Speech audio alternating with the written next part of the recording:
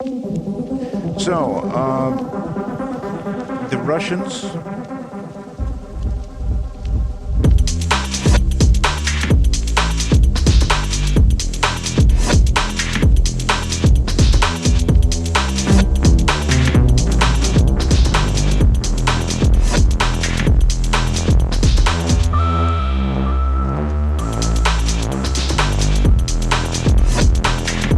So it begins again. Welcome to CreepGeeks Podcast. This is Season 10, Episode 361. Booms, tick boxes, Bigfoot campers, Erin Brockovich, Loch Ness monster drone, and crawl space cryptid. Yeah.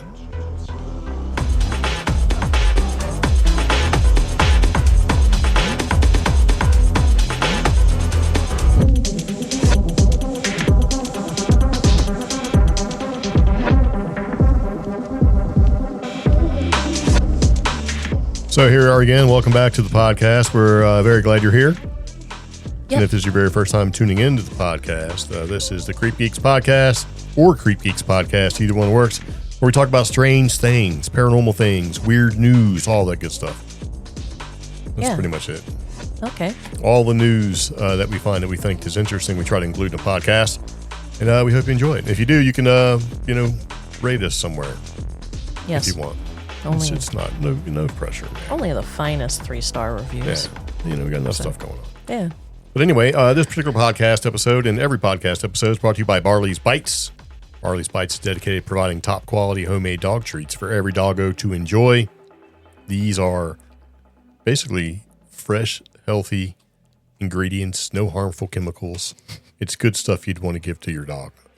Or the dog's chewing on one in the background, making all sorts of crazy noise. I wasn't going to say anything, but you just got louder. I know. You give him like, let me give him a really loud treat. Well, it's that or He's over there. he's going to, whine or crawl up my leg or something, because he's been a big whiner this week. He's, anyway, Yeah. that's what he does. But yeah. But anyway, if you go to barleysbites.com, you should check out what they got. It's good stuff. We give it to our dog, Jack. He enjoys it. Our neighborhood dogs also enjoy it, including one he's a big dumb puppy. Mm-hmm. Tries to jump in the golf cart. He knows they're in the glove box because we keep some in the glove box. We use it as a diversionary tactic. We just grab a handful and throw him in the opposite direction, and he runs away. Which I thought if you threw a handful, that's enough to distract him. But he eats those cookies in like one gulp. He's fast, and yeah. then he turns around and runs us down. Yeah. That's okay, though. Got a new battery coming. We should be able to get about 35 miles an hour on that golf cart. And, he will not be able to get us. So, anyway, if you go to their website, go to barleysbites.com, and you decide you're going to pick some stuff out, which is very nice, there is a coupon code that you can use. Just put the word CreepGeeks at checkout, and you'll get a discount. Yeah. And it works. So, all right, so we got a lot of stuff that we like to talk about in the podcast, and kind of made some subsections and things like that sort of let us keep track, because everything we talk about is in our show notes. And if you go to creepgeeks.com, you can see everything that we're going to talk about, including links. So if you want to go look at it, peruse it at your leisure. Yeah. And, that's kind of what we do. Now, if you'd like to interact with the podcast, maybe you have an idea or something you want us to talk about or whatever, we have a toll-free number, which also acts as a place where you can send text messages and stuff to us. That phone number is going to be 575-208-4025. Yes. Yep. And so when we get those interactions, we, use them in the podcast. Yeah. And so that's what we're going to do. Oh, I should also say that this podcast episode is fueled by Taco Bell. So they're not sponsoring it. It just happens to be what we had for a quick bite before we did the podcast. And I will tell you right now, I may be having an adverse reaction. Already? Yeah. Great. Imagine my surprise, right? Mm-hmm. Is what it is. So when we have listener comments, we stick them in here. And we happen to have a listener comment. We actually have two. And the first one is from Dave in New Mexico. Mm-hmm. He says, you guys need to drink more water. Okay. Yes. But the follow-up is the brain is the last thing to hydrate. Okay. And that's cool because it kind of makes sense, I don't know. But no, I mean, there's reasons behind his comment. Yeah. And there's reasons why it actually sits with me. I could get my yearly ultrasound and stuff on my kidneys and all that stuff. And, when you get one of them that's starting to be a little lazy. Yeah. And they're like, hey, maybe we can flush this thing out a little bit. A little lemon water or something, right? And there's some people that say you can't do that with kidneys, but, And so it's just something, I'm dealing with and have dealt with. And it's just a reminder. Yeah, you're right. I do need to hydrate more. I keep things moving. Yeah. So I think if you're a youngster listening to the podcast, you will be shocked at what aging does to you. Just out of nowhere, just stuff. You're like, what? So yeah, it kind of is what it is. Yeah. We won't go too deep in that sort of thing. We did get another comment, which is kind of cool because it sort of ties right into what we were going to talk about with the podcast anyway. And it says, she says, hey, y'all, I don't know if this is interesting enough for y'all or not, but what's up with all these booms? Yeah. And I shared video of one to the CreepGeeks Facebook group because someplace in South Carolina managed to get user-submitted footage from people's Wise cams and Nest and Ring cameras. Yeah. And there was just this very loud, like, house-shaking boom that had happened in South Carolina. And the overall reaction in a lot of the user submissions were pets that were just, like, startled. And it made me mad because I was like, some of these pets were just napping. Some were curled up with, like, their brother or their sister. And then there was one, and it was cute because it was, like, a little toddler and a dog. And, like, the boom happened, and the dog went into full protect mode for the toddler. And I was just like, this is messed up. Where did this boom come from? Well, that's the thing. Nobody seems to know. We've had loud booms all up and down the East Coast. Massachusetts had them. Oh. South Carolina had them. New York had it. They're trying to say that the one in the Northeast was a meteor. Well, that's a theory. The one in that's Massachusetts. It was like a west or central Massachusetts. And the idea is that, meteorites that come in all the time in our atmosphere and all around the world and that sort of thing. And sometimes they explode and they create, a boom. Yeah.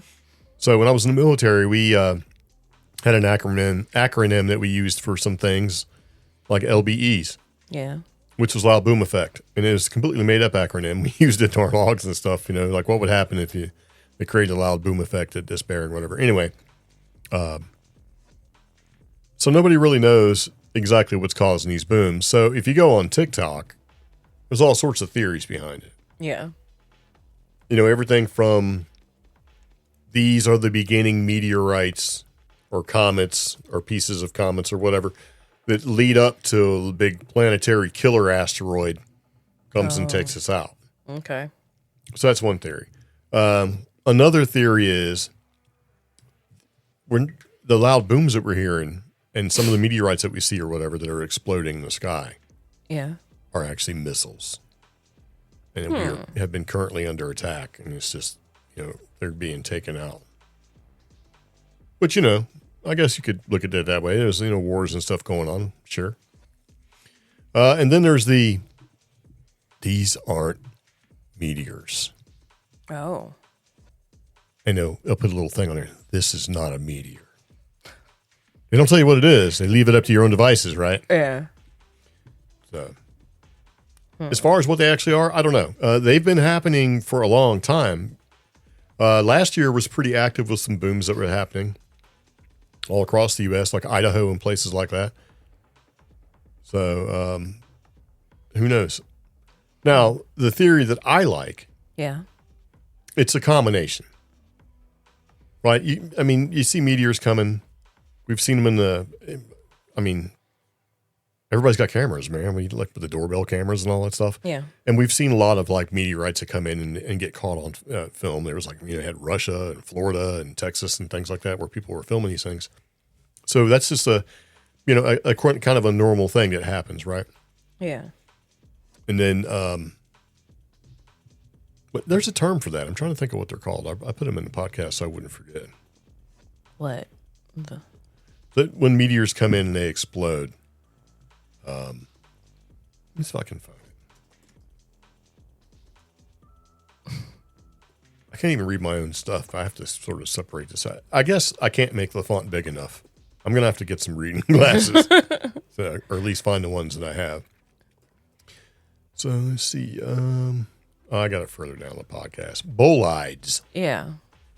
So bolides are different, right, than skyquake. Skyquake is you hear like noises. Some people, like you hear like these trumpet noises and scraping noises and things like that. Skyquakes. Okay. But bolides are supposed to be like the exploding meteorites or meteoroids that come flying in. So I don't know. Now, my personal theory is one that probably a lot of people have with the whole UFO, UAP, secret government technology thing, is that what we're actually hearing in a lot of cases, especially ones where you can't see something causing it, like a bolide, is that these are military craft. Sonic booms, man. Okay. They happen. You fly a jet faster than the speed of sound, you get a sonic boom. And the idea that our technology is more advanced because we've been slowly getting slipped more and more articles and news things and this and that, with our newer technology, that I think this is what we're hearing, is what we're hearing some supersonic and sonic boom creating aircraft of some kind come popping in and out of the atmosphere, or at least breaking the barrier.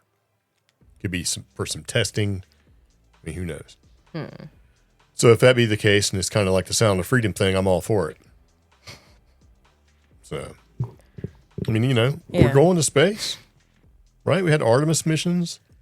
We had Jeff Bezos' little rocket blow up on the pad. You got Elon Musk, and I keep on calling it Starlink, but it's SpaceX, right? Yeah. Things are being launched all the time. And then on the East Coast, you've got a rocket launch facility, Wallops Island out there. So it could be a combination of a lot of different things. And some of these sonic booms, you may not necessarily hear them directly where they actually occurred. You may hear them somewhere else because of atmospheric conditions. So do I think there's anything to worry about? I don't know. Yeah. I don't think so. But it does seem kind of coincidental that up the East Coast, there's been a lot, or at least a lot reported. But,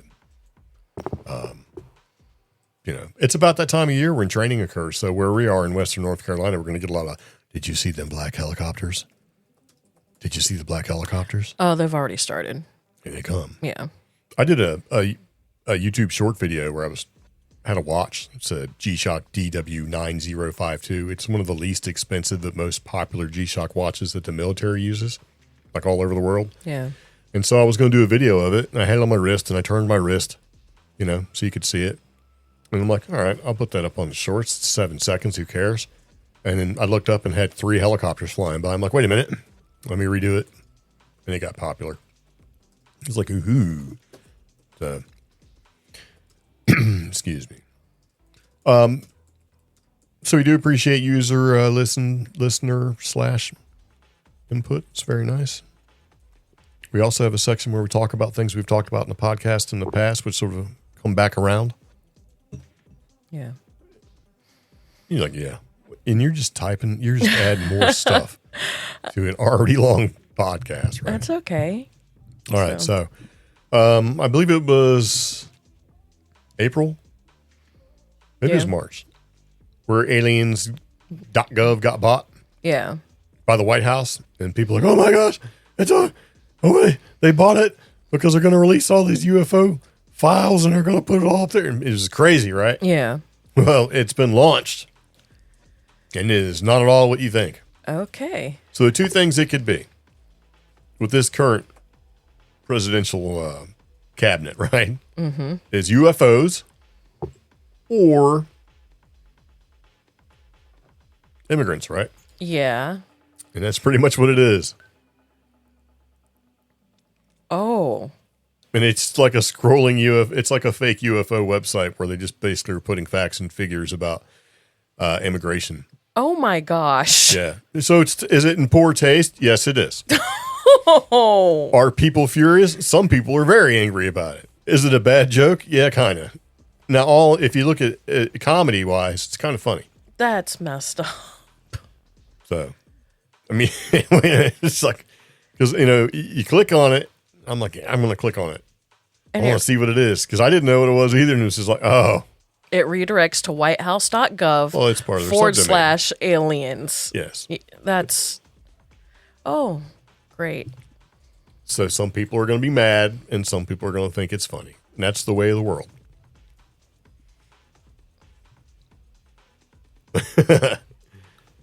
So, yeah, there's lots of facts and figures and details and stuff in there. And for all the alien UFO hunters, they did launch a heat map, but it's a heat map of arrests of like gang affiliation and stuff like that for people who have been arrested. Wow. Yeah. Yeah. So, if you're looking for UFOs, UAPs, alien type stuff, little green men, this is probably not the site for you. No. There you go. It's our little public service announcement. So, yep. So, speaking of dead vultures, now we've talked about dead vultures before, right? Where it was like 23 or something like that. Dead vultures, and people were like, "Well, it's a natural thing." Yeah. I'm like, that's not natural, man. This one wasn't. Now, we had one happen in our area, in our neck of the woods, our region, if you will, in the Great Smoky Mountains National Park, where there's, all of a sudden a bunch of dead vultures, 33. Yeah. Now, the Smoky Mountains National Park is one of the most popular parks in the U.S., period. They get so much traffic there because it's a park where you can ride through it. It is considered the #1 most visited national park. Well, that's because it's easy. For some reason, it beats out the Blue Ridge Parkway. Well, because the Blue Ridge Parkway is a parkway, not a park. It's considered an NPS site. Whatever. It is.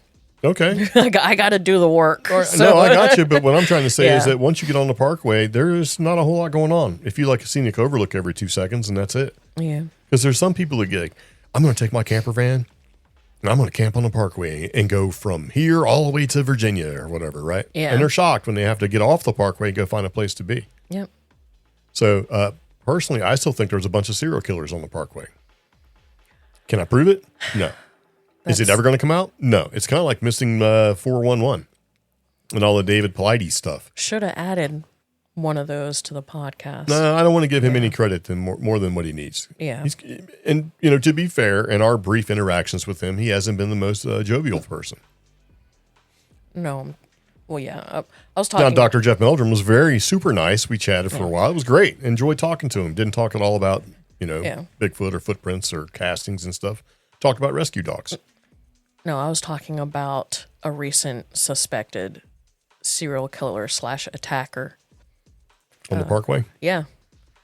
Finally got arrested. Yeah. And it speaks to just crime and politics in general. Yeah. Well, I mean, you kind of... Yeah. You don't want to say, come to our park. Yeah. There's killers here. Or, come to our park for some reason we don't know why 33 vultures, which are federally protected, have somehow died, It was April 6th when they found 33 dead vultures. The Rangers found them on the Foothills Parkway West. Yeah. So Rangers determined the birds had been dumped. So that's kind of, these particular birds are protected under the Migratory Bird Treaty Act, and that makes it illegal to harm or kill them without a permit. Dumping anything in a national park is also a crime. Yeah, it's federal. So that's 2 federal crimes right there. So park officials are looking for the public to supply any information or help that'll be useful to investigators. It's kind of messed up. They're also, trying to be high tech. So if you have dash cam video or photos, send those to them. So my guess is poisoned. Yeah. And vultures have a place. They eat all the dead stuff, possums, groundhogs, whatever. Yep. And it sort of helps expedite the process for that dead animal to go away. Yeah. But this is the second time where they had like a mass of dead vultures. Mm-hmm. So in one of our previous podcasts, we actually talked about how it rained meat. Yes. Like meat shower. Wasn't it the Kentucky meat shower or something like that? Yeah. Well, and one of the theories is where this just random bits of meat and flesh were falling out of the sky was actually caused by a flock of vultures flying. Because their self-defense mechanism is when they get scared, they just regurgitate the contents of their stomach. Yeah. So they throw up on whatever, and the animal's like, oh, it's gross, and they just run away instead of attacking and killing the vulture. Yeah. So they think that this flock was flying by and then got startled and threw up and just rained this little Kentucky town with meat. And my thought is, no. That's a lot of vultures. I mean, yeah, how many vultures does it take to, Yeah, especially if the whole town was like, oh my gosh. Yeah. That's a lot of vultures. I don't think they fly in flocks that big. I don't know. Yeah. I mean, but that's the leading theory. Well, I mean, it's plausible, right? That's an explanation. Is that really what happened? No. That's the thing with a lot of explanations that you can get. Yeah. Is it plausible? Sure. Could it be? Yeah. Is it? I don't know. Can't prove it, neither can you. So, there you go. Yeah. And that's be called vulture vomit is the leading theory for Kentucky's 1876 meat shower. Yeah. Yeah. So, did we talk about Los Alamos? We talked a little and the missing scientists. episode. Did we have an update? I don't think we did. Yeah, we talked a little bit in the last episode. Just I know what it was. Yeah. I was going to put in here that they have come out and said that one of the most popular missing scientists, who was a military guy, had health issues. Yeah. It's like, well, that was one of the theories of why he went missing in the first place. And then you had all the other theories, but they come out and said, yeah, he had some health issues. Yeah, but then these two most recent updates since the last time we talked about it, the one of them was the missing scientist's shattered car sparks chilling mystery in remote New Mexico mountains. Right, and that was in Jemez. It's in Jemez, and unless you're from New Mexico or the Southwest, the photo is pretty disturbing. It looks like the entire back window of this little hatchbacky type vehicle. Yeah, it's called a Subaru. Yeah, it was just knocked clean out by a boulder will do that. A boulder, but this is kind of common in this area of New Mexico. Yeah, rocks fly off of, you go through box canyons and stuff, and there's rocks. Sometimes you can go.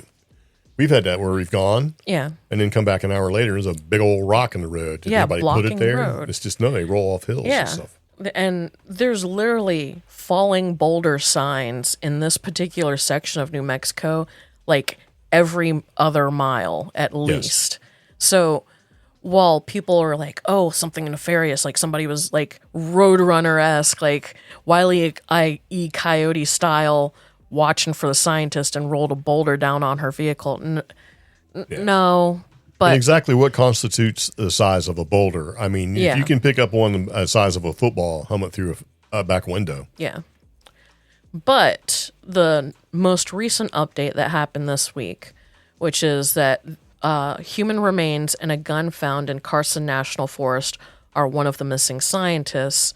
This is the one that even has like New Mexicans going, nah, that's all dumb. Yeah. Because the way they're describing this woman, she was found in the Carson National Forest near Taos. She's been identified as Melissa Casillas, who was reported missing last year, June 26. After she didn't arrive at work, her remains were discovered by a hiker on May 28th, allegedly very close to the trail. Yeah, that happens a lot out there, surprisingly. Yeah, so that's not surprising. What is surprising is that some of the people who are familiar with the trail or may have been a part of finding the body, because like some of the other stories are, there were people hiking when this hiker discovered the remains. Yeah. So there were other people on the trail. The body was very close to being just off the trail. There's been some rumors on social media that it looked like the body had been placed after the fact, or remains had been placed after the fact. And everyone has pointed out the gun was just a little too close to the hand style. Yeah. So it's still suspicious because, I mean, there was just countless people who are like living near Carson National Forest going, that's not how this works, man. Yeah. The body should not be in that good of condition, as in the skeleton should not be that together. Yeah. There's coyotes and stuff. There's animals out there, that'll scatter bones and remains. It's pretty common. Yeah. And that's common everywhere, really. But literally, this area is located about 6 miles from her home. which it's Carson National Forest. Coyotes. Yeah. Like, You used to have them run down the street. yeah, and the way people are describing this is that it's basically a nearly intact remains. Like imagine like a skeleton on the side of the trail holding a gun. Yeah. Yeah. So Could be a dump site. Yeah. I don't know, kind of nutty. Kind of nutty. So also, here's something that's kind of nutty. Seen this on TikTok a while ago. And, you know, sometimes you see things on TikTok, and a lot of it's just TikTok trash or conspiracy trash. Mm-hmm. And this is one of them. And so this kind of coincides right around tick season. Yeah. Well, people were, according to TikTok, farmers and other places, businesses or whatever, were finding these tick boxes on their land. Oh. Yeah. And so a tick box is basically a box full of ticks. Okay. And so the conspiracy theories abounded, right? This is just, you know, everything from this is a pharmaceutical company's, you know, method of introducing ticks so that when they launch their new vaccine for Lyme disease and things like that, then, you know, because if you launch a couple million ticks all over the country, there's going to be more instances of people needing Lyme disease vaccine, right? Mm-hmm. For treatment, because it's, you know, the cure doesn't save money in the long run, right? It's the treatment that basically makes the money, right? If you cure somebody of something, that's like a one-time customer. So with planned obsolescence and having to replace things because they're not meant to last, let's just treat everybody. You know, you treat people 5, 10, 15 years on down the line. That's just residual product. We call it profit, right? Money. And then the other theories is that, well, and that I should say ties into the whole idea that Lyme's disease was a created, manufactured disease, where for bioterrorism purposes, if you create this disease, you put it in ticks, you release the ticks, and you make the countryside, city, whatever, sick with Lyme's disease. That makes a weakened army, populace, whatever, and then you can easily control and exploit. So that sort of ties in with that. And then another theory is just basically that it's a new form of bioterrorism to where Lyme disease wasn't as effective as they thought. So we said, here's something better, stronger, faster. And it's really sort of got popular for about 10 minutes because of the hantavirus thing on the cruise ship. Right? Yeah. Well, the hantavirus thing on the cruise ship is not your standard hantavirus like what you get in the desert. It's a little bit different. Yeah, it's like a rare, high elevation South American form of which is kind of weird, but yeah. And the idea behind it all was that, well, this didn't have the same traction as COVID did, so let's try something else. Because it's like, you know, people want another lockdown. Whoever is in control of things, the Illuminati, whatever, wants another lockdown. Okay. Yeah. One theory is that if you infect enough people with a certain type of Lyme disease, they stop eating meat. Because they can't do meat for a long time. So that'll make the prices of meat go way up. Oh, gosh. Right? Which doesn't make sense because if you got a whole bunch of people that can't eat meat, wouldn't that make the demand less because you'd have more? But then the whole thing was but you got to tie that to the food manufacturing shortages and also the idea of McDonald's serves like 1 billion hamburger patties a day. There's not that many cows. Where is this meat coming from kind of thing? And you just wrap it all together and you're afraid to go outside. You know what I mean? Because you might find a white box in the wood is full of ticks.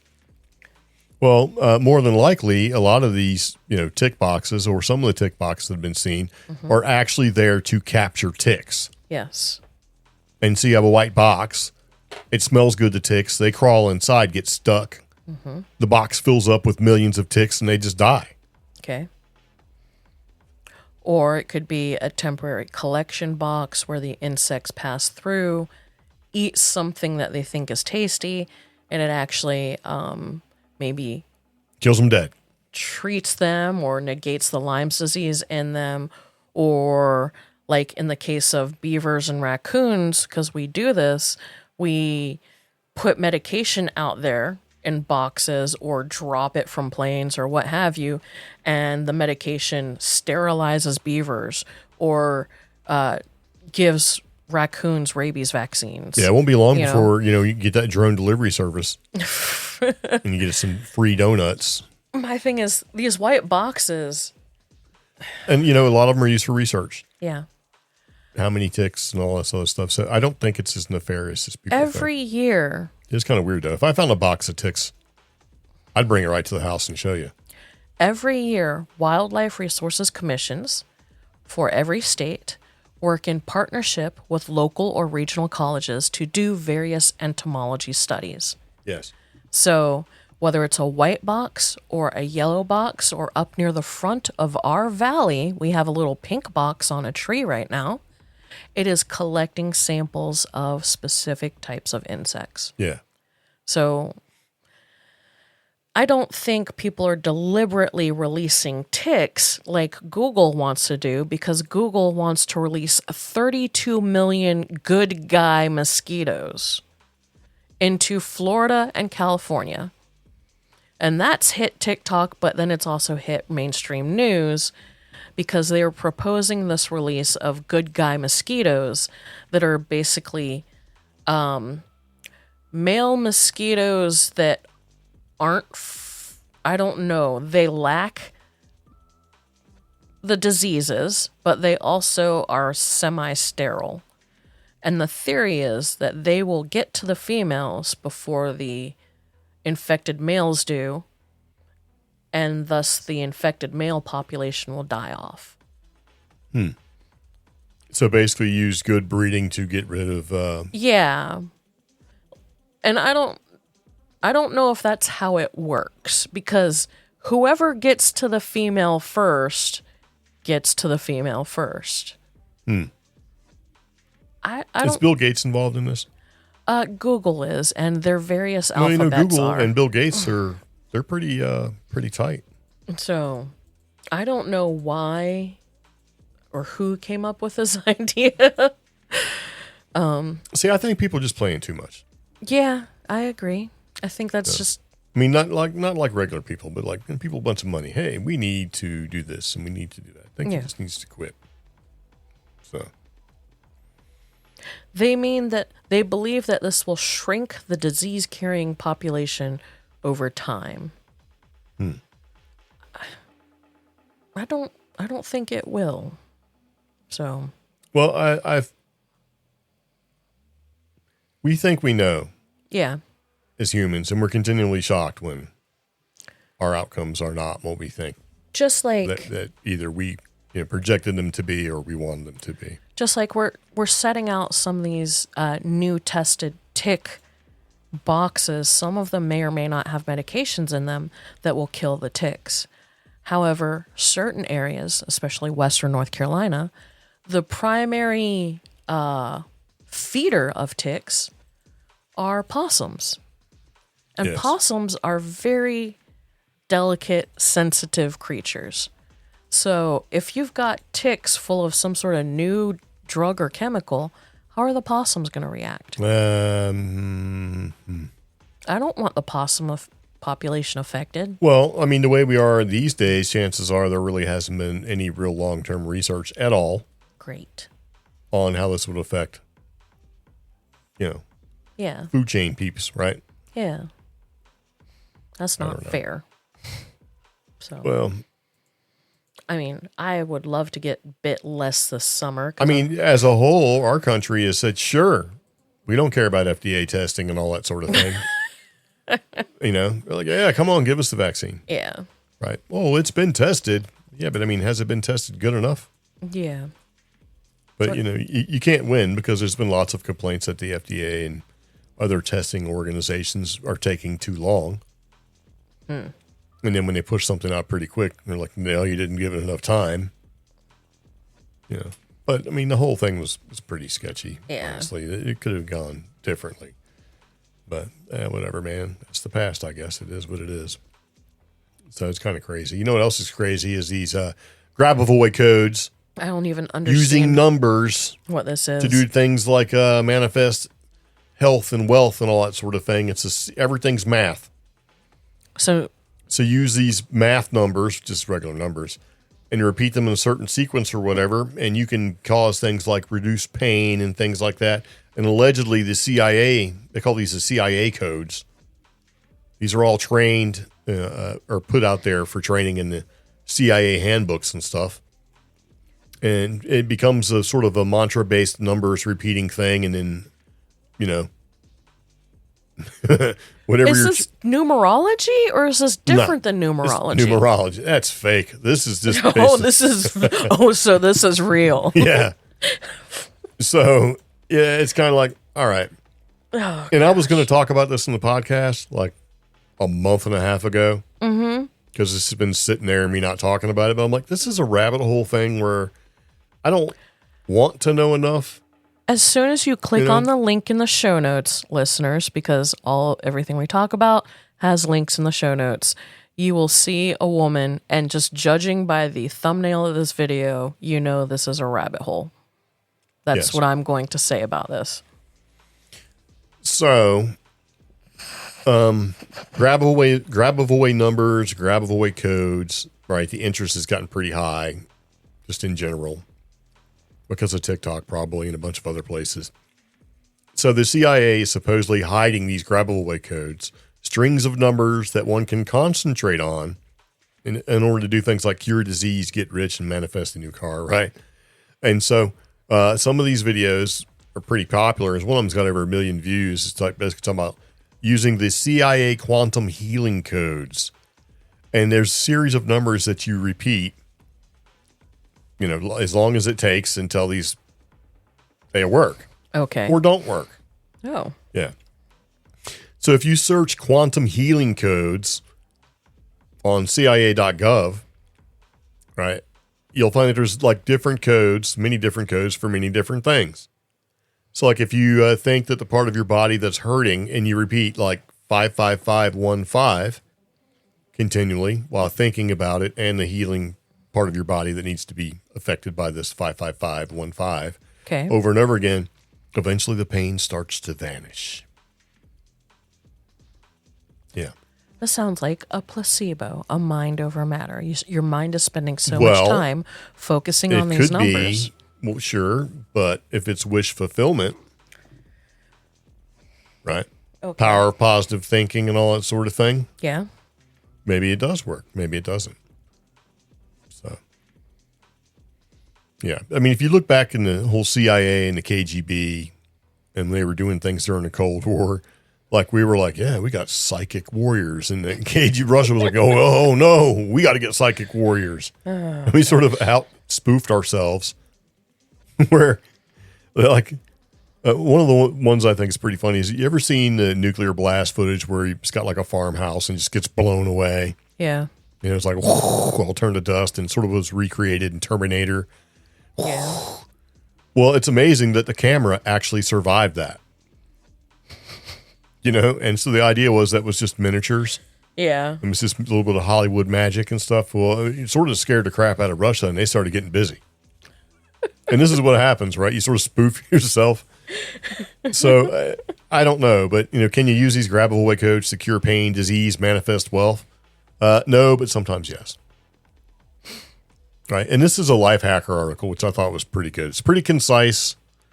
You know, it's sort of a brochure, high-level overview, helicopter view, you will, this whole grab-away thing. So, but you know, scientific research does support the general idea if you're experiencing pain and you concentrate on something else instead of the pain will be lessened.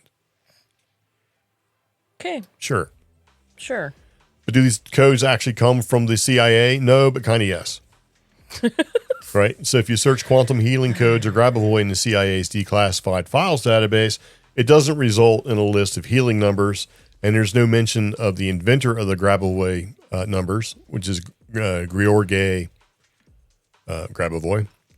Okay. But there's some stuff. And so Grabovoi was the founder of a Russian group teaching universal salvation and a harmonious development. Right? He claims to be the second coming of Jesus. He also claims he can cure cancer, teleport, and repair anything.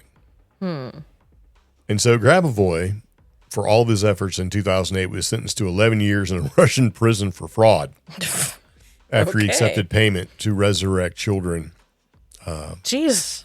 that were slain in a school shooting. But he served his time. Now he lives in Serbia. So, yeah, is the whole thing real? I don't know. Some people say it is. Some people say that if you do it right, it works. And I kind of think a lot of this is just kind of a slow day on TikTok. No, because see, I remember hearing about this and listening to Mysterious Universe guys talk about this years ago. Okay. Around 2008 or something like that, right? Yeah. It didn't spend very long, but this is one of those things where if you look at what was going on during the Cold War, you had all this weird research thing, and like the whole men who stare at goats with the whole telekinesis and remote viewing and all that sort of thing was going down. So I don't know. And then you have the Monroe Institute, where Robert Allen Monroe wore expensive suits and all that, created this institute, which basically takes a corporate approach to mind-body connection. So to make things like this esoteric research seem to be more official. Okay. But, CIA sent high-level intelligence officers to the Monroe Institute's campus for things like Project Stargate. And that's basically Project Stargate was to create psychic soldiers and remote viewers. So I can kind of see where you would start digging into this and your conspiracy bridge would just be jumping from one idea to the other. So quite a leap. So does it work? Sure. I mean, think of it. I mean, you could skew the information and the results that you get. I repeated these numbers 10 times and I received money. I mean, sure. If you get paid every 2 weeks, you could use the numbers. Man, I wish I had $55.12. I could, I don't. So I'm not sure. I mean, I think it'd be great because, you also have the idea that, healing harmonic frequencies, music played at, certain hertz and all that stuff can promote healing and mind clearing and all that. And everything is math. So if you believe in the God frequency and you believe in grab-away codes as an offshoot of that, and you believe we're all in a simulation, it's all ones and zeros anyway, why not be a secret cheat code? That's what these are, to put it in a more modern vernacular or way to think about it, especially if you're a youngster, a super gamer, right? These are cheat codes. I'm just trying to see if red light therapy legitimately works. And hey, how do you know? And this I guess. This goes into like frequencies. But when you buy them audio. for cheap and people are like, well, it didn't really work for me. Well, that's because it didn't use the correct light emitting diode. It wasn't a true, infrared diode that, that's why it didn't work. It was just a regular light LED diode that's just painted red. You got to use the real red ones or whatever. But yeah.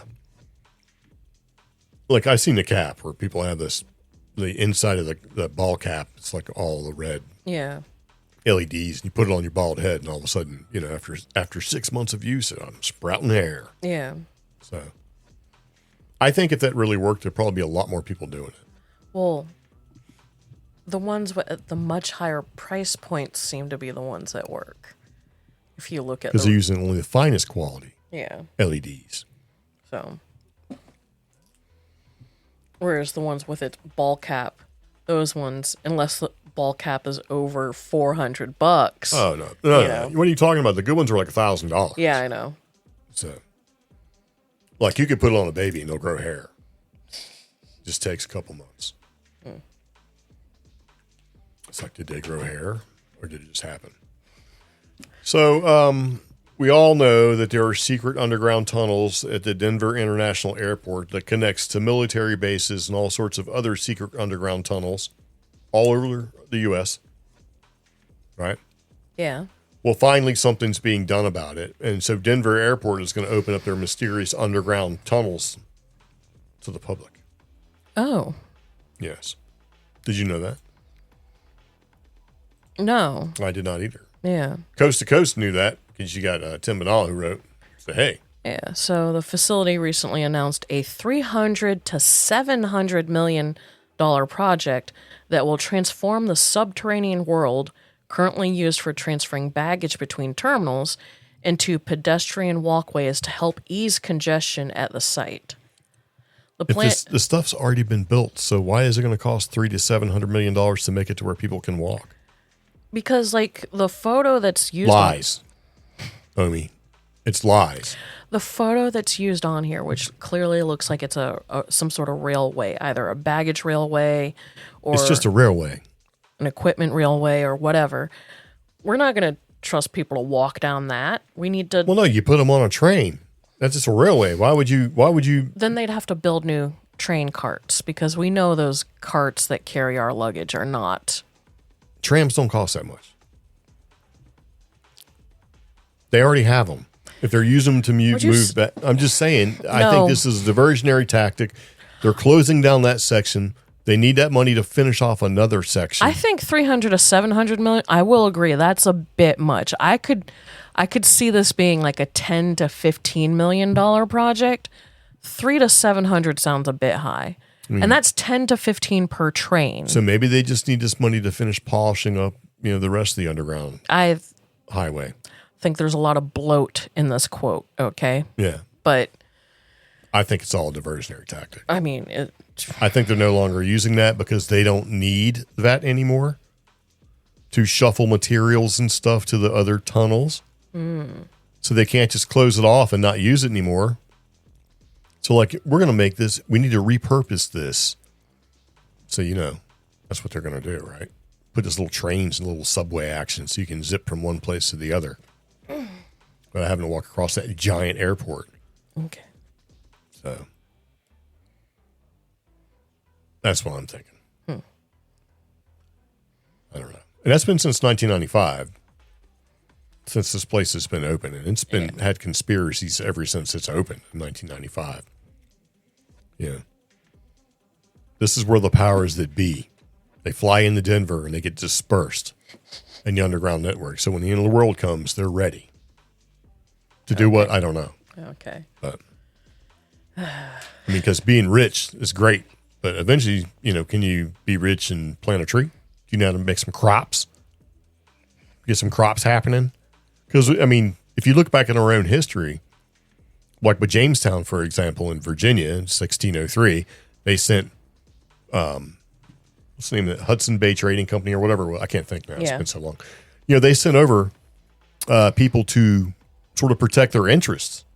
And they were like bankers and bakers and all these like middle people. Managers. So, yeah, they sent them all over there like, hey, man, we got to protect our interests in all of this. Well, that's great. If you got to have farmers. Yeah. You got to know how to do stuff to make the stuff. They send over people that knows what to do with the stuff once it's been done. And they just had a really terrible time. Yes, they did. And then you got Powhatan is what they call them now, but we used to call him Powhatan back when I went to school, was the predominant indigenous native chief. And they play it off like he just had this little bit of territory around Virginia. No, he had like... It went all the way down to Florida. And it went all the way East up Coast to... was like his domain. All the way through past the U.S. border into Canada. Yeah. So this guy was serious business. So it wasn't like it's sort of watered down as what we learned in school. Yeah. Yeah. Okay. And then, of course, the colonists made them all mad and they left. So, all right. You don't want our help? You want to act that way? Begin starvation. Yeah.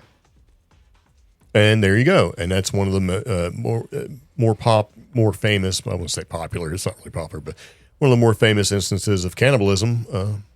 Yeah. Just by settlers, I guess. Cannibalism was a thing. It's starting to become popular now. People talk about like native tribes and stuff like that. Well, they were cannibals. They were eating each other. So was Jamestown. They starved. Did you know that? Yes. Because during archaeological digs and things like that, they didn't find a lot of things that you would normally find in a colony site once you dug through the trash pits. Wasn't a lot of leather. Nope. Wasn't a lot of bones either. Yeah, because you can boil shoe leather and eat it. You can also eat your wife, evidently, because that was one of the things where people got locked up for eating each other. Oh. It was a thing. You didn't learn that in high school. Yeah. As a lark, I signed up to become a member of the Jamestown Historical Society. Yeah. Yeah, learned about all sorts of stuff. Kind of nuts, right? Yeah. Used to get things to go to these expensive money-raising events. It's like I am 15. I am not going to this. You know what I mean? With your ticket price and donation of $700, you could come. And I'm like, no, thank you. Nope. Yeah. Yeah, learning about cannibalism and stuff, that's pretty crazy. I think if you're going to teach history, you should probably teach it good, bad, and well. But that's the problem we have these days is that a lot of our history is gone because it's just not taught. So people are shocked when they realize, wow, humans as a whole are pretty shitty. Yeah. I mean, there's got some good points, but there's a lot of stuff going on. So that's like, you remember that? You ever seen the Erin Brockovich movie? Brockovich? No. I think it was called Erin Brockovich. Yeah. Where she's like a loudmouth, kind of big-haired environmentalist. I think I saw the It intro. had Julia Roberts in it. Yeah. It was actually a good movie because she basically was working with a lawyer. They were in a California town trying to figure out where all these people were getting sick. She needed a job type thing. She started doing an investigation and getting together with the people, finding out why they were sick. And it became a matter of, the environment's being polluted. That's why these people, this entire town is just like randomly dying off of cancer. Yeah. And so the big court case happened and all that sort of thing. Well, she's kind of back. I didn't know if she was gone or not, but I haven't heard her name in the news for a long time. She's kind of back because she's created a website and stuff, but she's asking Americans for help because she wants to launch a data center map. Yeah. And people might be going, well, she's just trying to get famous or maintain fame or whatever. But no, if you think about all the stuff that you've heard on the TV news, whatever, about data centers and how it's going to take the natural resources, like the water is a big thing, and everything else that goes along with that, there's going to be some environmental impact. I mean, just think about living next to that place with all that electronic interference or, radio frequencies that comes off of computers and servers and stuff like that. When you have that much electricity buzzing around through there, you're going to create defects, man. Yeah. I mean, even if you look at it through epidemiological studies and stuff, which is really just kind of the science of coincidence. I mean, if you live under high tension power lines and you have defective children, if the only thing that a bunch of families have in common is living in that place, then something in that place, something environmental factor is causing these defects. Could it be the high tension wires pumping all that electricity through the air? Be like you're living in an EMP field, or EMF field, right? Yeah. Data centers got to be putting off huge amounts of like electromagnetic energy. If ghost hunters can take an EMF reader and go up to your fuse box and that thing is just putting out a lot of juice and say, enough continued and repeated exposure to this, it can cause paranormal and other weird feelings and things. Imagine what a huge data center. As well as some other disturbing findings so far that have come out from these data center research projects. Yes, Erin Brockovich wants Americans to help as she launches this data center map. Yeah. This data center movement has been clashing with local communities, and what we're noticing is that the battle to expand AI infrastructure within America is getting pushback. There's key concerns around these data centers, not just the energy consumption and the environmental and human impacts, but the fact that substantial water usage will put a strain on local supplies, as well as the exposure to or energy usage. Yeah. From how do you balance that energy usage? Well, you don't. Evidently, Yeah. if you're the power company, you just tell an entire town, guess what? You guys got to find new power come next year. Exactly. So And that was in Colorado or in Denver. on BrockovichDataCenter.com, it shows a majority of AI data centers in the U.S. that are either operational or under construction, overlaid with where community members have emailed in concerns. And it's funny because it's only recently that people are finding out about the data centers. there's been data centers that have been popping up and nobody found out about them in time. Yeah, exactly. Yeah. And it's like we talked about last podcast. Yeah. The rules don't seem to, there seems to be no real rules, or they're just completely being disregarded. well, there's this Michigan farm town. It's like some rural farm town in Michigan that's honestly like the size of the town we live in.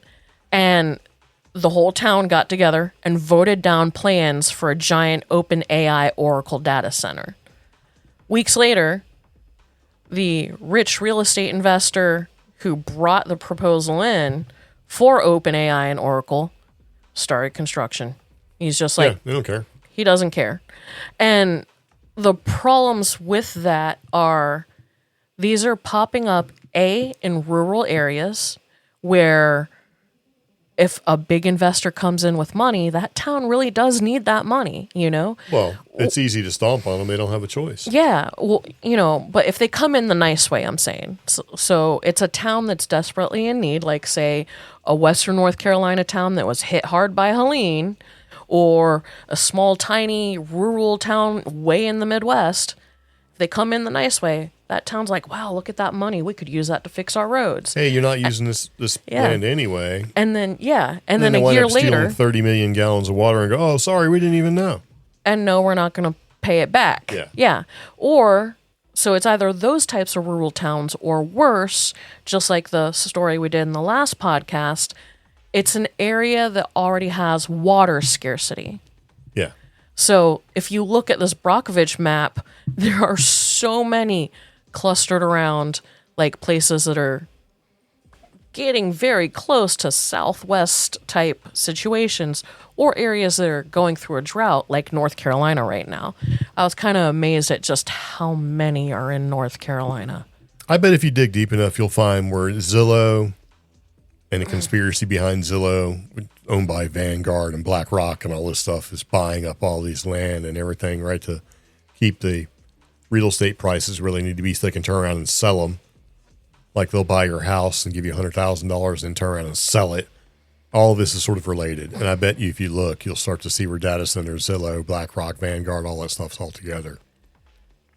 Virginia has the most data centers as of February 2026. Virginia, Texas, California. But Virginia, it's 685, and the closest state is Texas at 466. Yeah, well, they don't really say how big these data centers are. I mean, like, there's one that's alleged to be built in Utah, which is huge. It's like miles long. That's true. And I'm trying to figure out, when they talk about, well, it's to protect your data and all this other stuff. It seems like if you have a building that big, it's a pretty good size target. I don't know. I don't really... I don't know. I don't know what to think, because if you start digging around, I'm sure you can make your own conspiracy and make it sound pretty good. So, are you kicking the dog? The dog found some treats that he wants to play with. Oh. Get him. We have an organic podcast here where... No, you can't eat that. Where did he find an Aleve Cold and Sinus? Still in a little pack wrap thing. Those things are terribly expensive, too. You got to go sign your life away if you buy them. They're like, oh, you must be making methamphetamine with your Aleve Cold and Sinus that you bought, at 2 packs in 4 months. Because, pollen, hay fever. For some people, that's the only stuff that works. So it's crazy. Yeah, so Aleve Cold Sinus... Yeah. A bread wrapper, a binder clip, as well as I do not wish to speak to you or answer your questions based on my Fifth Amendment rights under the United States Constitution. I was looking for that. It's a card. Yes. Yeah. Where did you get that at? Those are provided by my friends in the community. Oh, this is a nice card. Yeah. It also works for sovereign citizenship. Yes, it does. When he's like, I am a sovereign citizen, but I adhere to your constitution when it benefits me, kind of a thing. A succulent Chinese meal. Yeah. Yeah. Yes. So you should tell your ICE lookout friends, they should really make this text just a little bit larger. 'Cause I can't even hardly see it, man. Anyway. So that's what our dog brought to us. He found a stash. Binder clip. Actually, it's a pretty nice binder clip. I'm going to have to keep that. Use that in my everyday carry. In case I need to clip something. That's a scam, too. He's proud. He'd like to be praised. Yeah, I know. He's wagging his tail, hitting my leg. So speaking of teenage campers and Bigfoot. So this was a Bigfoot, BFRO. What is it? Bigfoot reporting organization. I can't think of what Bigfoot stands for. Bigfoot Field Research Organization, BFRO. That's what I said. Uh-huh. And this is a recent thing that happened, allegedly, Wednesday, May 27th, 2026. Oh, wow. And this is a report that talks about an experience that a group of teenagers had while camping over Memorial Day weekend. And this is the report. And you can also read a better, more polished up version on Coast to Coast AM at 10 Banal Road, right? So, yeah. Because I came across this one looking at it, and I'm like, well, let me find a different link. And it's like, oh, this is much easier to read. And it's like, it gets to the bullet points of the whole thing. I put it in here because there was a couple things I thought were pretty interesting. We see these, I look at them, they're all the same. But then every once in a while you find something you're like, that's kind of interesting. I'd like to put, let's take a look at that. So, all right. Let me tell you what it says. Yeah. So these guys go camping, these youths, this is in Idaho, Adams County, up on Lost Valley Road towards the mountain. Right, there's a trail that heads up between two trees, and once you walk past the trees, there's an opening like a plateau. This is from the report. The nearest town is supposed to be New Meadows, and here's how it goes. Observed. Right, I was camping up the mountain from Lost Lake with my boyfriend Colton and friends Corey, Abby, Myron, Alec, Jacob, Jeffrey, Daniel, his girlfriend Bailey, and their 4-month-old Macy. These are all hipster doofus names that are spelled. But anyway, we had gone camping Memorial Day weekend, and they were there for 3 days. So they did the 22nd through the 25th of May. Yeah. The first 2 days, there was some arguing between Abby and Bailey, which continued on for on and off for the rest of the weekend. And then Friday night, Abby had seen a tall, dark figure a couple yards behind Daniel and Bailey's tent, but didn't say anything until Monday morning because she didn't want to freak anybody out.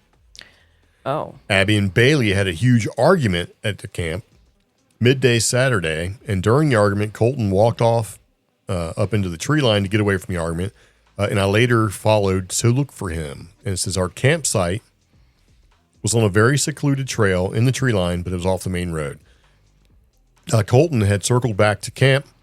She kept looking for him, not knowing that he'd actually returned, and she said while she continued to look for him, it sounded like something was walking with her in the tree line, right, and whistling at me in different directions to get me lost in the forest, right? Yeah. And about 10-ish minutes later, I started walking back towards the camp, and Colton runs up to me and says he'd been back at the camp since she took off looking for him, and at the time, I thought he was the one whistling me at the woods, so I didn't think much of it. That's kind of sketchy, right? Even Jack's scared. Yeah, well, Jack's a whiner. So that night, Colton, Corey, Abby, and I stayed up to around 2 a.m. Talking around a campfire when we heard branches breaking behind me. And then they heard coyotes howling, so they just wrote it off as being coyotes, right, wandering around the forest. And around 3 a.m. on Sunday, when everyone was sleeping, Bailey thought she heard Corey trying to start his car. And as Corey and Abby were sleeping in their car during the trip, she then said it sounded like a really aggressive and rhythmic knocking sound because she's thinking she's hearing animals and stuff, right? Yeah. But then she wrote it off as being a woodpecker. And so that same day, they had heard about 2 girls that were taken from their camp by an older man. And after they were notified of the kidnapping, Daniel had a really aggressive headache, and he went to go take some ibuprofen, and he felt the urge to use the bathroom. He headed to the bucket that they had set up as their bathroom, right? When he saw a figure on 2 legs. He said it looked like it was about 9 feet tall with blank reflective eyes, and it was walking towards him. So he raced over to Jacob, then to Colton's car to grab the .22 rifle, right? And said he looked over at me and told me to get the baby and get the other two girls into Jacob's camper. So Jacob, Alec, and Jeffrey had stayed behind with us girls, and the rest of the guys went into the forest to look for what Daniel saw. Because they're thinking there's some dude in the woods. Yeah. They let off warning shots and returned to the camp and said that they were heading to our friend's camp down the way because they heard the person run that direction. So they headed off to the friend's camp and later said that they were circled by 3 or more creatures in the woods. So they're thinking it's a guy in the woods. They go out there, they pop off a couple shots, and all of a sudden they're thinking there's 3 or more things circling around them, right? It says our friends Dylan and Sabrina were camping off an abandoned road. They later returned, and Daniel and Colton said that they had saw 3 creatures that stood 9 feet tall with dark fur, standing on 2 legs with blank reflective eyes.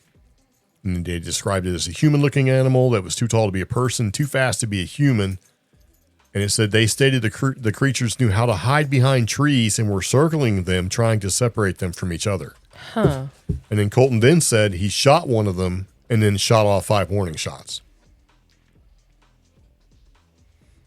And it's like, Okay. The next morning, Bailey heard the same knocking around 3 a.m.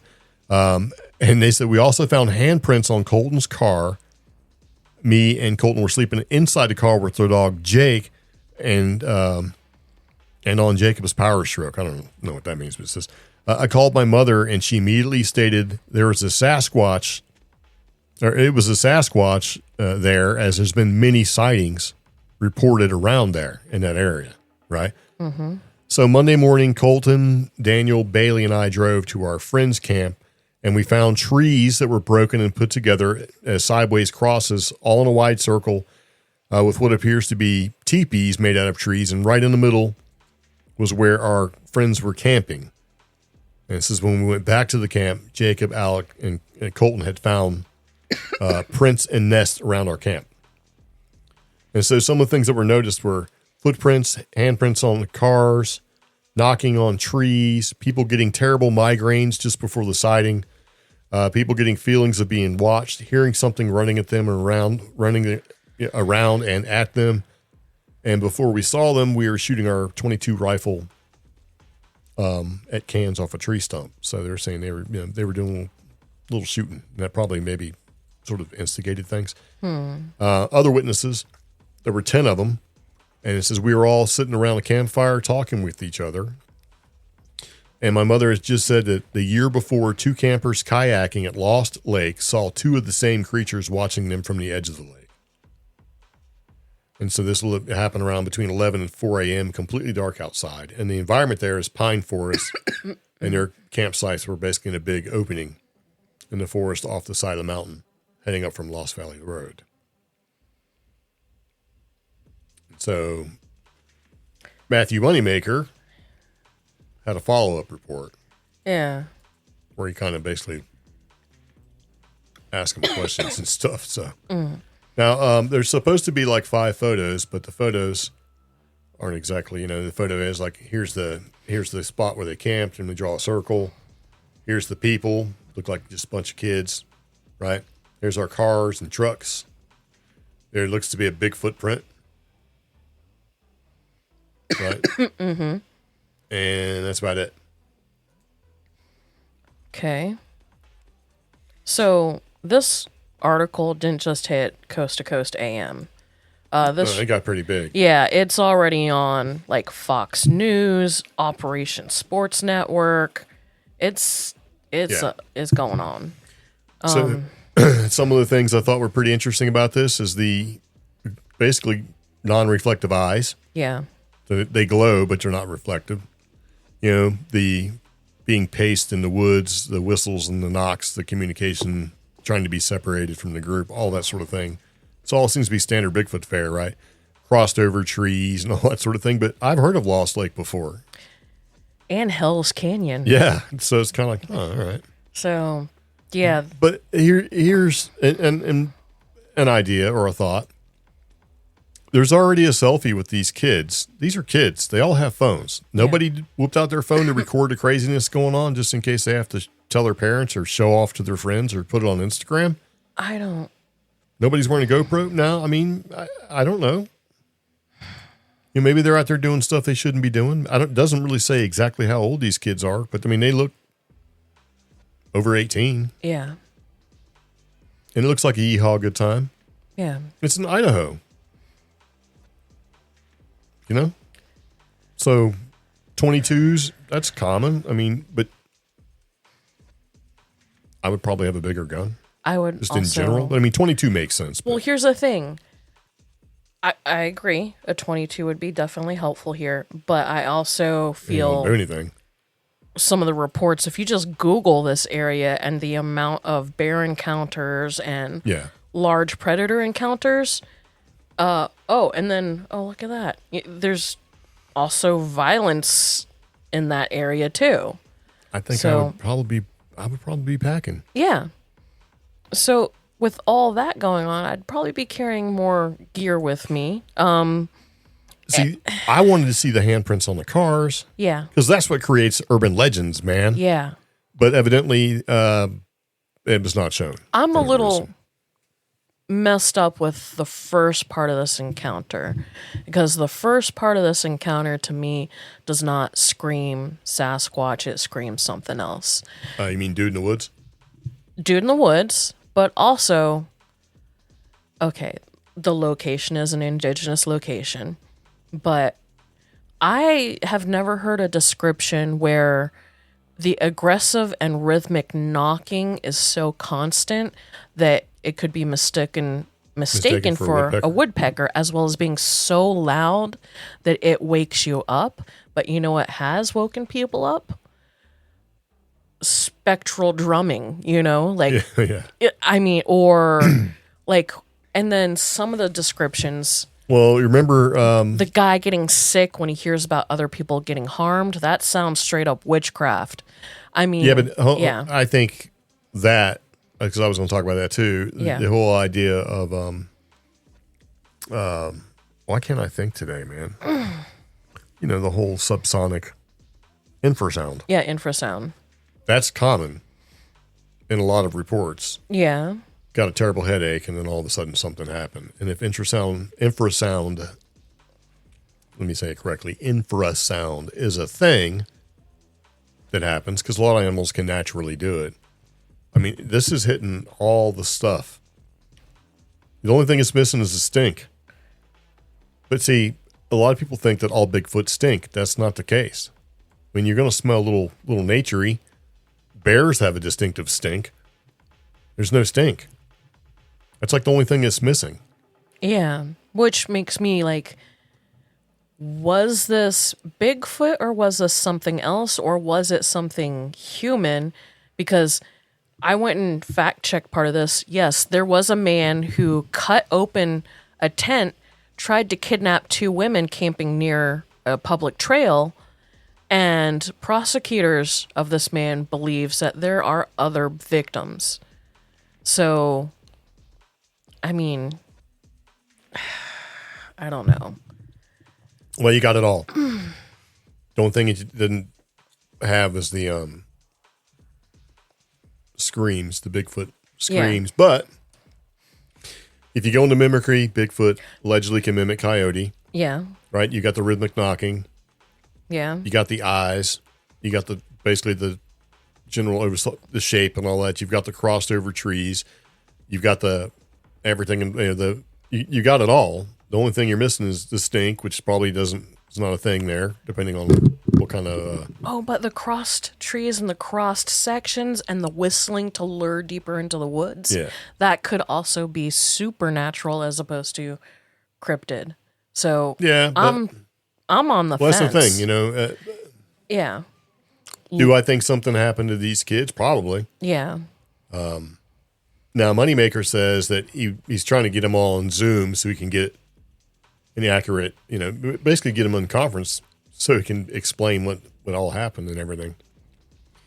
Because this entire report reads like a giant run-on sentence. Yeah. But I don't know. I thought that was pretty crazy. It's like it's got it all. It does. It's like, where's the thunderstorm? Was there a storm beforehand that precipitated all this, or what? Oh. Usually there's a storm. Yeah. Allegedly. I wonder what the weather was in or wherever this was. Idaho. Adams County, Idaho.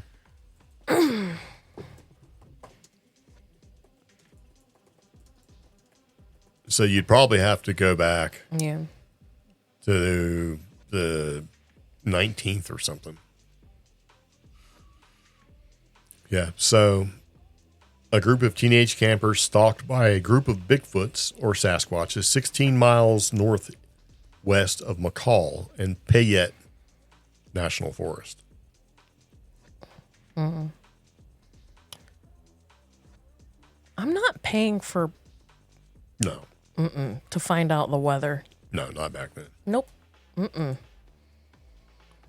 It's kind of nutty. You know, when you bring up the whole rhythmic drumming thing, remember that time it wasn't Chaco Canyon, but we went to that place and we kept hearing drums and all that stuff. We're like, we went to the outlier outposts. Yeah. And it was like nobody there. We were like hearing it, thinking, I don't know. Memorial Day weekend in Idaho was expected to be warm with temperatures reaching their 80s, isolated shower chances, and a cooling trend. I don't hear thunder boomers, man. Yep. So it's interesting. But they ended Memorial Day with the weekend with an increased chance for heavy rainfall. And so did we all. Yeah. Kind of happened with all those, but that's a pretty cool story, man. I thought, that's got a lot of details in there that if you kind of look at that sort of thing, that's pretty interesting. Yeah. So I think one of the things that they should put in these reports that BFRO does is basically observer disposition. Yeah. Were they freaked out? Were they stressed out? Were they excited? I think it's interesting that they I mean, if you can rate your plumber, you should have something in there saying, this kid gets 4 stars. They did talk about the girls bickering. That's interesting. So. Well, I think it's because this report was from a girl. Yeah. I mean, look at... We should get more Bigfoot reports from girls because this is very detailed. That's why it kind of like reads like a run-on sentence. It sounded like she was just going at it, like talking about... Yeah. Yeah, because she has like all the names because Colton was her boyfriend. So you got Colton. I don't even know what her name is. I don't know. What's her name? I don't know.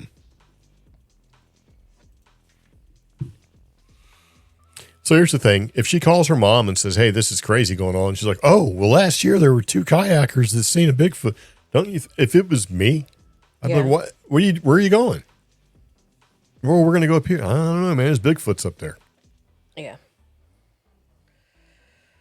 Kind of crazy. So speaking of cryptids, this is one of the scariest cryptids that you're more likely to run into.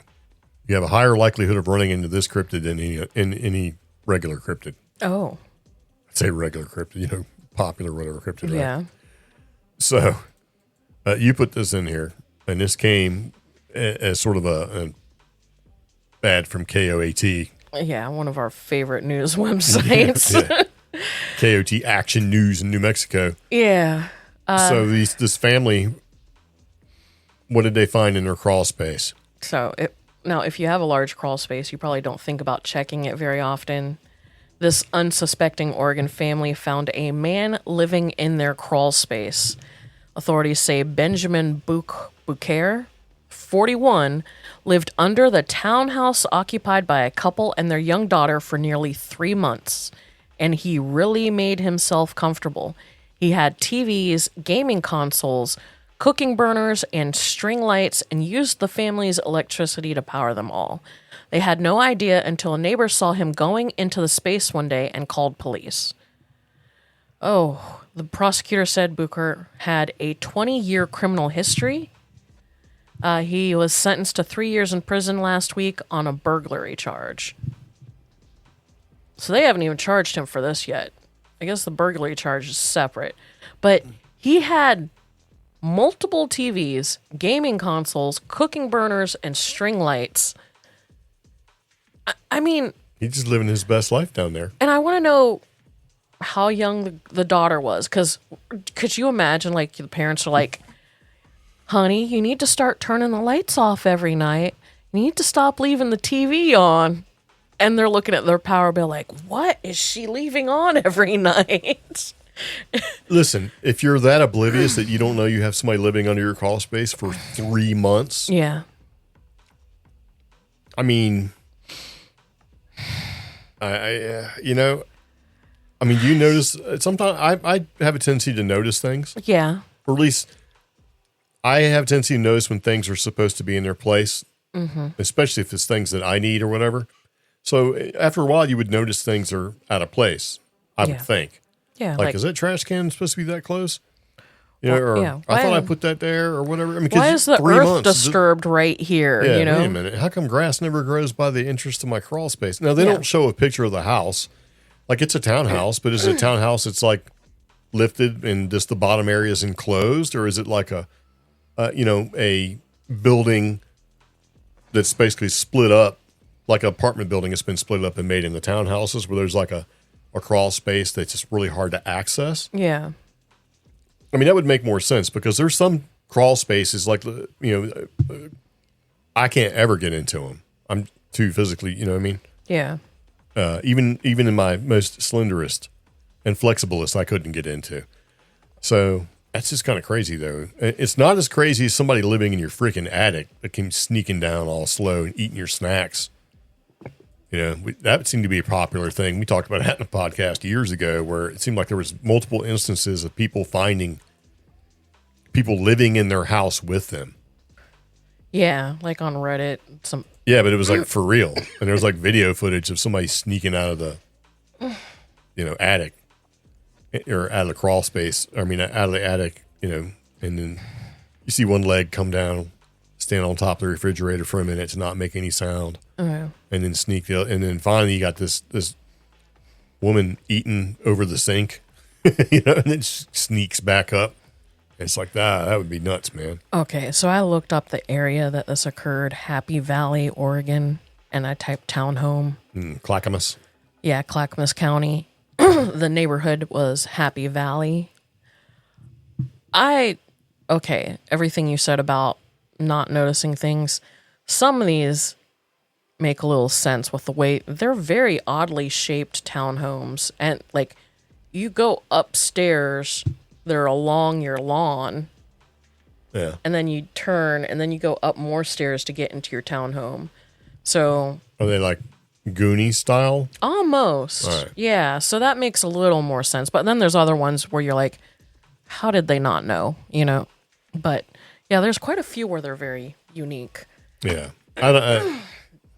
And definitely accessible from if the crawl space was on the other side of the house where there's no doors, you'd probably not notice. Especially if you don't mow your own lawn. Yeah, not to throw any shade or anything at the family, but yeah. Well, they're probably just not as paranoid as we are.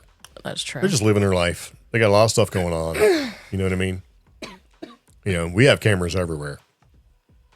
Yeah. And I use them. Mainly to know when Amazon and stuff like that is showing up.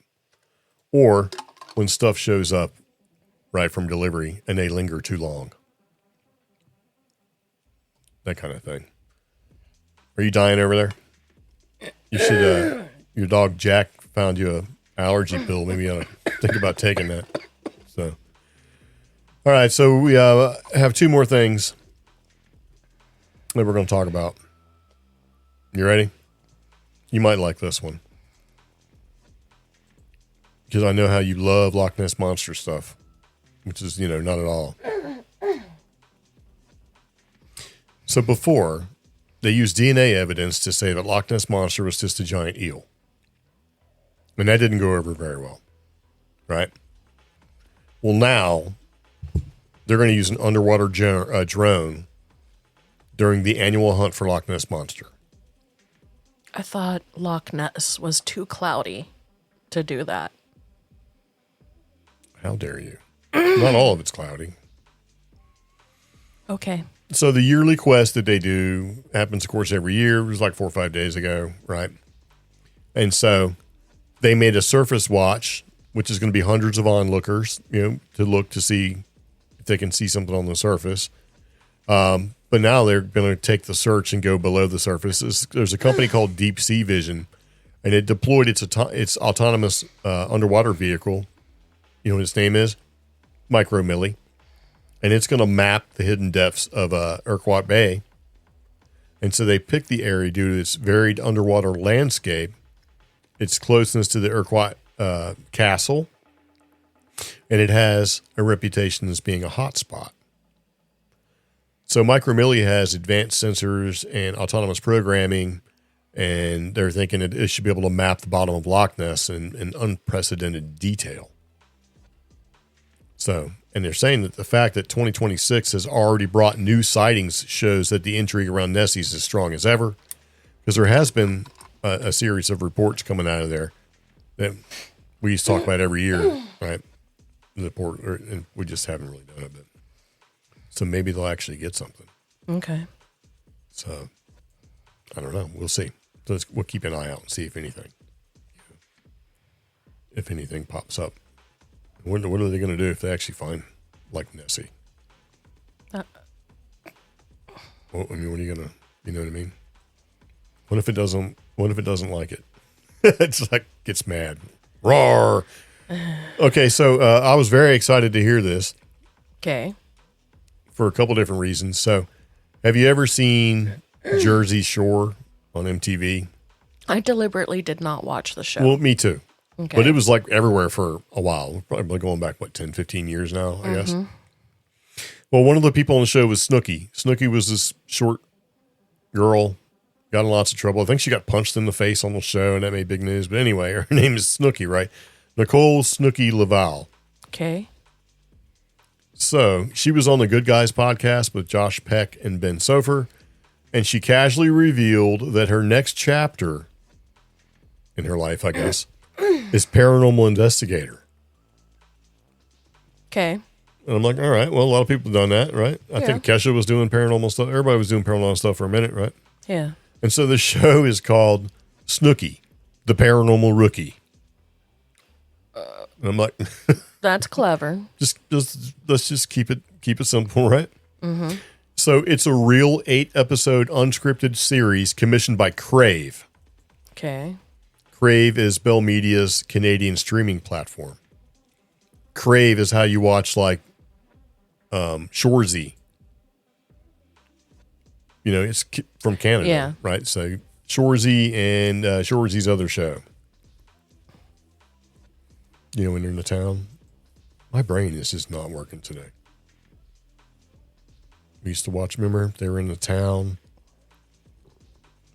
And they were, you had Shoresy, who was in the show as a soccer guy. Hockey. I mean, yeah. When I say soccer, oh, yeah, that's... Letterkenny? Letterkenny, there you go. Oh, I couldn't remember. But anyway, so they announced it October 30th, 2025. It's supposed to premiere in 2026, but for now, it's only airing in Canada, right, with international distribution handled by Sphere Abacus. Who cares about that? Yeah, she put when, but she's investigating alongside Kevin Whitaker, who's a Canadian psychic medium with more than 20 years of experience who runs Dark Dealings Paranormal. And so the show is going to track her arc from rookie to confident investigator across the season. And so, according to this article here, the paranormal thing is not a bit for Snooki. She's not doing a bit.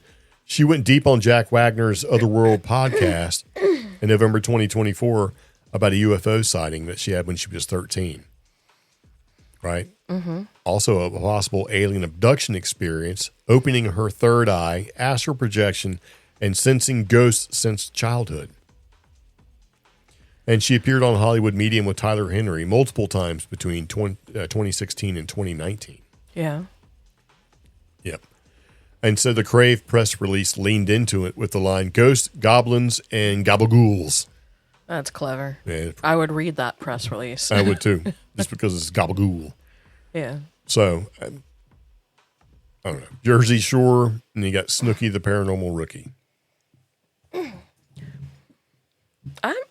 I would, if it showed up on Yeah. Hulu and it's like there ain't nothing else to watch. I mean, you know, I'd watch it. Why not? And a lot of people crack on Jersey in general, As they should. Yeah. They just don't get a lot of credit, though. It's like every person from Jersey that I've ever talked to loves the paranormal. Even before the paranormal trend, right? Yeah. You would always talk to them and it would be like, and some paranormal bullshit. You know, they'd say stuff like that. Yeah.